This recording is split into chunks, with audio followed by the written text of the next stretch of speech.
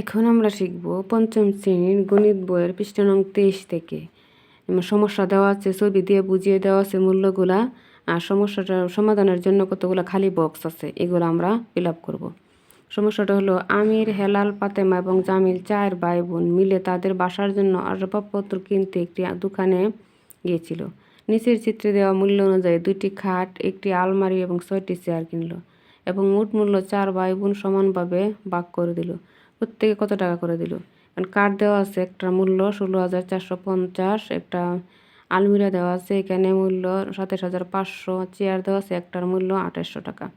তো এখানে আমাদের খাট লাগবে 2টা, আলমিরা একটা, আর 6টি চেয়ার। তো আমরা এটা কীভাবে সাজাইতে হবে? প্রথমে খাট গুণ 2, আলমিরা মূল্য গুণ 1, চেয়ারের মূল্য গুণ 6, ভাগ হবে 4। গুণ দিয়ে বসালে 32,900, এটা গুণ দিয়ে বসালে একই 27,500, এটা গুণ দিয়ে 16,800 টাকা হয়। ভাগ 4।